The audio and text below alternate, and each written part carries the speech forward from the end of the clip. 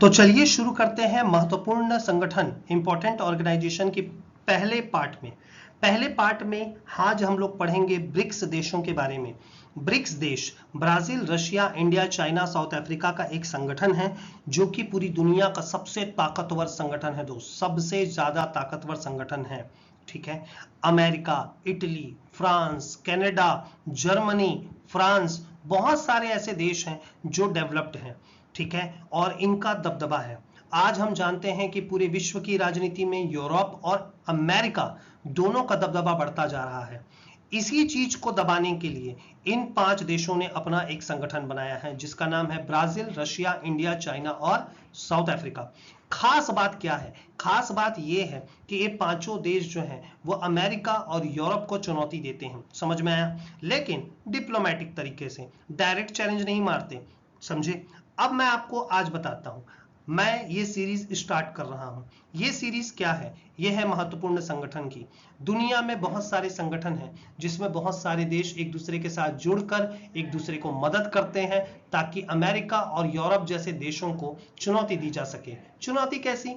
Economics में, cultural, एक दूसरे को, और सबसे बड़ी चीज इनके दुनिया में जो भी फैसले होते हैं उनमें अमेरिका और यूरोपीय देशों का बहुत ज्यादा दबदबा होता है। क्षेत्रीय संगठन, जैसे बहुत सारे देश आपस में, छोटे छोटे देश मिलकर अपना एक संगठन बनाते हैं ताकि वो अपनी आवाज को बड़े देशों के सामने मजबूती से रख सकें, क्योंकि अनेकता में एकता होती है। समझ में आया? बहुत सारे लोग मिलेंगे, एक साथ बोलेंगे तो डर नहीं होगा। अकेले होंगे तो घिर जाओगे, अमेरिका आपको दबा देगा, यूरोपीय देश आपको दबा देंगे। इसी वजह से बहुत सारे संगठन मिलकर एक नया संगठन बनाते हैं, बहुत सारे देश मिलकर एक नया संगठन बनाते हैं। तो इसमें आज हम लोग शुरुआत करेंगे ब्रिक्स की। मैं आने वाले वीडियोस में लगातार आपको अलग अलग संगठन बताते रहूंगा। ठीक है, तो शुरुआत करते हैं ब्रिक्स से। BRICS Brazil, Russia, India, China और साउथ अफ्रीका इनके फर्स्ट लेटर के नाम से बना हुआ है। आगे बढ़ते हैं। ठीक है, अगला है, इसका नाम है ब्राजील, रशिया, इंडिया, चाइना और साउथ अफ्रीका। ये 5 देशों के शुरुआत के जो नाम हैं उनके नामों के अक्षरों से ये बनाया गया। समझ में आया सबको?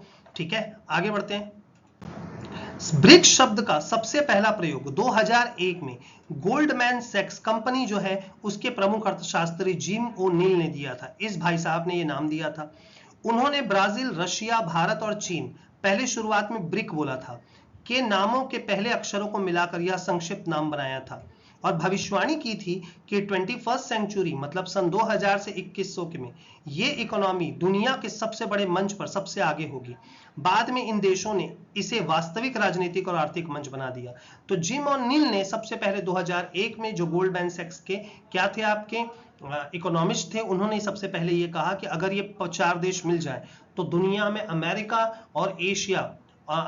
और यूरोप के प्रभुत्व को कमजोर कर सकते हैं और उनके दबदबे को भी और अमेरिका के मनमानी को भी रोक सकते हैं। तो रशिया और चाइना, ये जो 2 लोग हैं, ये दोनों तो वैसे भी अमेरिका के दुश्मन ही हैं, समझे? तो इन्होंने इंडिया और ब्राजील को इकट्ठा किया और चारों ने मिलकर अपना संगठन बनाने की पहल की। आगे बढ़ते हैं।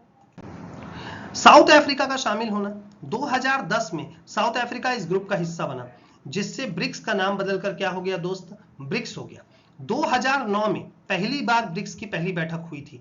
याद रखेंगे 2009 में कब हुआ था दोस्तों? 2009 में ब्रिक्स की पहली बैठक हुई थी, लेकिन ब्रिक्स में ब्रिक लोगों की बैठक हुई थी, ब्राजील, रशिया, इंडिया और चाइना की। ठीक है, इसमें साउथ अफ्रीका जो है वो 2010 में जुड़ा। तो बताइए ब्रिक्स की पहली बैठक हुई थी कब? 2009 में। और 2009 में नरेंद्र मोदी नहीं थे प्राइम मिनिस्टर, मनमोहन सिंह भारत के क्या थे? प्रधानमंत्री। 2009 में इनकी पहली बैठक रशिया में हुई थी। कहां हुई थी? आपका रशिया में हुई थी। आप ये सारी चीजों को कॉपी में लिखते हुए चलिए। आप एक छोटी सी कॉपी बनाइए और इसमें मैं आपको बता रहा हूं कि आप लोगों को धीरे धीरे संगठनों के नाम मैं आपको बताते जाऊंगा। तो रशिया में इनकी पहली बैठक हुई थी 2009 में। ठीक है, और 2010 में इसमें साउथ अफ्रीका जुड़ गया। ठीक है, याद रखेंगे, ये बहुत ज्यादा इंपॉर्टेंट है, आप लोगों को ध्यान रखना है। ठीक है, आगे बढ़ते हैं। 1 जनवरी 2024 को दूसरा सबसे बड़ा विस्तार हो गया। ठीक है, जोहानसबर्ग शिखर सम्मेलन 2023। अब पूरी क्लास अच्छे से ध्यान से सुनना कि इसमें क्या होता है कि पहले शुरुआत में BRIC मतलब ब्राजील, रशिया, इंडिया और चाइना, ये 4 ही देश जुड़े हुए थे। कितने देश जुड़े हुए थे? 4। साउथ अफ्रीका जुड़ा 2010 में। इसके बाद इन 5 देशों की मीटिंग हर साल होने लगी, 11, 12, 13, 14, 15, 16, 17, 18, 19, 20, 21, 22, 23, 24। तो हर साल इनकी बैठक कहीं ना कहीं होती है। तो जोहानसबर्ग साउथ अफ्रीका में जब 1 जनवरी 2024 को इनकी बैठक हुई, तब इन्होंने ये फैसला लिया कि 5 नए देशों को इसमें शामिल किया जाएगा।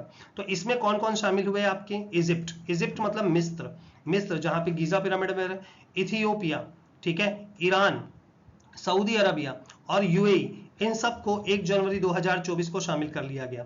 तो मिस्र, इथियोपिया, ईरान, सऊदी अरब और यूएई, इन सभी देशों को किस में शामिल कर लिया गया? आपका क्या बोलते थे, ब्रिक्स देशों में शामिल कर लिया गया। लेकिन नाम नहीं बदला गया, नाम वही रखा गया, ब्रिक्स। ठीक है। जनवरी 2025 में इंडोनेशिया को भी पूर्ण सदस्यता दे दी गई है और यह कहा गया है कि ये भी अब किसके सदस्य होंगे? आपके ब्रिक्स के सदस्य होंगे। ठीक है। तो सदस्य संख्या बढ़कर अब टोटल हो गई है दोस्त 11। ठीक है। तो 2006 में इन लोगों ने फैसला लिया था। सबसे पहले तो मैं आपको शुरुआत से बता दूं, 2001 में जिम ओ'नील ने बोला था कि बना सकते हो। 2006 में इन लोगों ने सोचा, ठीक है, 2006 में इन लोगों ने बोला चलो हम लोग अपनी मीटिंग करते हैं। और फिर 2009 में इन लोगों ने क्या किया दोस्तों? अपना एक पहली बैठक की, ठीक है, और ब्रिक नाम से, ब्रिक। बाद में 2010 में इनमें जुड़ गया कौन? South Africa. और उसके बाद क्या होता है आपका? ये हो जाता है ब्रिक्स। और फिर 2024 में इसमें 5 देश शामिल किए गए, 5 और 5 10 हो गए। फिर इंडोनेशिया को मिला के हो गए 11। अब खास चीज क्या है? आगे बढ़ते हैं। आर्थिक सहयोग क्यों बनाए हैं ये लोग संगठन? ठीक है। सबसे पहले चीज तो मैं आपको बता दूं कि ब्रिक्स की ताकत क्या है। ब्रिक्स की ताकत यह है कि पूरी दुनिया के, भाई पूरी दुनिया के 40% लोग, मतलब पॉपुलेशन, पूरी दुनिया के पॉपुलेशन 40% जनसंख्या लोग इन्हीं देशों में रहते हैं। मैं पूरे 11 देश की बात नहीं कर रहा हूं, मैं बात कर रहा हूं ब्राजील, रशिया, इंडिया, चाइना और साउथ अफ्रीका की। इन 5 देशों में, ठीक है, टोटल मिलाकर कितने लोग रहते हैं? आपके 40% लोग पूरी दुनिया के रहते हैं। ठीक है। और सबसे खास चीज कि पूरी दुनिया का 37% जीडीपी, कितना परसेंट जीडीपी दोस्तों? 37% जो जीडीपी है वो आपका कौन कवर करता है? आपका यही 5 देश कवर करते हैं। अभी तो 11 देशों की बात ही नहीं की है मैंने, 5 देश ही करते हैं। पहला काम है इनका आर्थिक सहयोग करना। नीचे इंग्लिश में लिखा है इकोनॉमिकल कोऑपरेशन। सदस्य देशों के बीच में व्यापार, निवेश और आर्थिक विकास को बढ़ावा देने के लिए बढ़िया ये लोग एक दूसरे को मदद करते हैं। दूसरा इनका मकसद है डॉलर पर डिपेंडेंसी खत्म करना, मतलब अमेरिका का दबदबा खत्म करना और डॉलर की डिपेंडेंसी को क्या करना? कम करना। ठीक है। मतलब अपनी करेंसी को बढ़ावा देना और डॉलर को कमजोर करना। दूसरा है मल्टीपोलर वर्ल्ड, मतलब पूरी दुनिया में अमेरिका और वेस्टर्न कंट्रीज के एकाधिकार को चुनौती देना। मतलब अमेरिका और वेस्टर्न कंट्रीज ज्यादातर ये सोचते हैं कि पूरी दुनिया उनकी जागीर है, समझ में आ रहा है? उसको ये 5 देश चुनौती देते हैं। दूसरा वैकल्पिक वित्तीय संस्थान, और सबसे खास चीज मैं बता रहा हूं, पूरी दुनिया वर्ल्ड बैंक और आईएमएफ से लोन लेती है, लेकिन वर्ल्ड बैंक और आईएमएफ पे पूरा कंट्रोल किसका है? वेस्टर्न कंट्रीज का, जैसे यूरोप का, और किसका है? अमेरिका का। लेकिन इन लोगों ने अपना खुद का नया बैंक स्टार्ट कर लिया। मैं आपको एक बड़ी खास चीज बताता हूं, new development bank. New development bank जो है ये शुरू किया है किसने? ब्रिक्स देशों ने मिलकर। ब्रिक्स देशों ने मिलकर एनडीबी की शुरुआत की है। ठीक है। एनडीबी जो मतलब न्यू डेवलपमेंट बैंक, और इसका हेडक्वार्टर होगा शंघाई चाइना में। शंघाई चाइना में इसका हेडक्वार्टर है।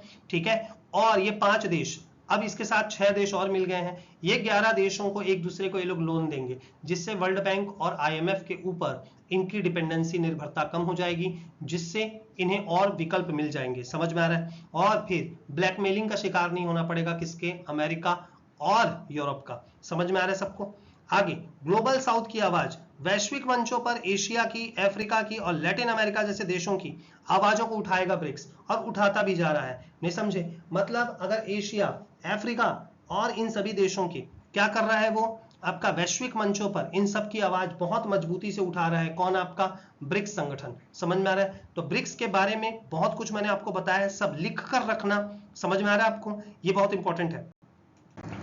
अगला 18वां ब्रिक्स सम्मेलन इस साल 2026 में कहां हो रहा है? पूरे 11 देशों के लोग इस साल आने वाले हैं भारत ब्रिक्स देश की सम्मेलन को होस्ट करेगा, और यह सम्मेलन होगा 12 और 13 सितंबर को नई दिल्ली के भारत मंडपम में। भारत मंडपम एक बहुत बड़ी जगह है जहां पर इन 11 देशों के प्रधानमंत्री और राष्ट्रपति आएंगे और मोदी जी इनका स्वागत करेंगे। बहुत ही गर्व की बात है कि 2026 में ये सभी देशों के राष्ट्रपति और प्रधानमंत्री भारत आने वाले हैं। 12 और 13 सितंबर को तैयारियां पूरी हो चुकी हैं। आप सबका स्वागत है भारत में।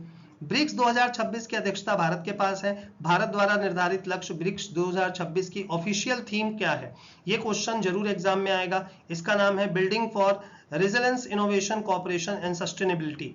इसका मतलब है लचीलापन, नवाचार, सहयोग, स्थिरता के लिए निर्माण। ये भारत ने अपना थीम वर्ड रखा है ब्रिक्स 2026 का, और उसका जो प्रतीक चिन्ह रखा है वो है कमल। क्या है आपका? कमल, जिसमें सभी देशों के पत्तियों में सभी देशों के कलर लिखे हुए हैं, समझे? और बीच में भारत है जिसने स्वागत कर रहा है किसका? सभी देशों का। समझ में आ गया?